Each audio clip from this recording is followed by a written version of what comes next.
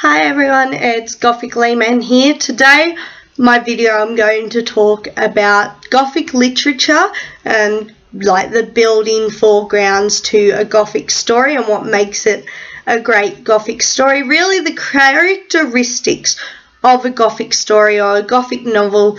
This sometimes can be applied to movies as well, so maybe this will help shed some light on why things are considered Gothic, or why if you want to say be an inspiring Gothic writer, this might help you.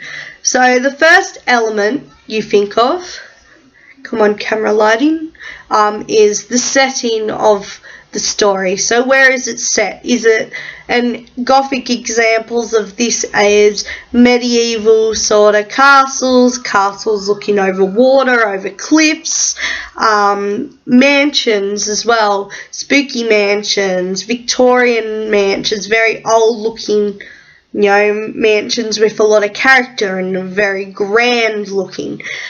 Caves can even be in this one as well, dark spooky caves. Haunted houses are really good with this, with the old creaking sounds and the howling wind effect. Or asylums, abandoned places are really good to create sort of a Gothic setting or a Gothic vibe to a story. Next one is the atmosphere. So the atmosphere you're trying to build for the story. So the suspense, the mystery, maybe dark fantasy sort of atmosphere. Also with the noises that you use to create that atmosphere, like rusty noises or howling noises. Just building that kind of atmosphere. You might want to build a spooky atmosphere, or you might want to build off the characters, how they're feeling about the place and the presence of the place they're in. Next is, like, to deal with the actual story itself, is an ancient sort of feel. So does it have an uber legend kind of feel to the story? Does it have prophecies or legends or omens or visions or people with supernatural feelings to them, or unexpectable events to them? So just that sort of story feeling can sometimes help create a really good Gothic atmosphere and feel to a story. Next is, of course, adding a gloom, doom, horror kind of aspect to a story. So like I was saying, rusty hinges, howling winds, rustling of trees on windows, rain and thunder, clanking chain noises. Door sounds are excellent for this, so slamming the doors or that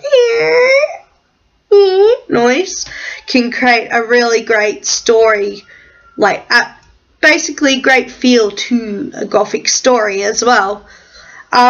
Next is the vocabulary of the story. You would not believe, this is actually probably the most important part of the story and how it's written in the writing of the story. So, for examples like, Bram Stoker's Dracula, or Frankenstein, or Pictures of Dorian Gray, or Phantom of the Opera. They've got a very different style of how you read it, where you look at modern books now that have a more simpler writing style and don't have that, maybe that old English way of talking. They don't actually create the same sort of story vibe, or they create the same spooky atmosphere, say some of these older books, the classics. So, and of course the last element that usually is big on Gothic stories or Gothic literature is the romantic aspect of it. So it might be a powerful love between someone. It could be an unreturned love. It could be a love that's through distance and that longing. It could be a romance that just would not work out between creature and person. Just a weird romance that just there's no possible way it could work, which adds to these stories and what makes them really great Gothic tales. So I hope this video helps some inspiring Gothic writers, or even people that just know what Gothic literature is but never actually sat down and read it and don't understand why it's considered Gothic literature. You might watch the movies and sort of be wondering why, but this is stuff that goes into, is a lot of thought that goes into making those classics and great Gothic literature. So thank you for watching this video. Please leave comments below. Thank you.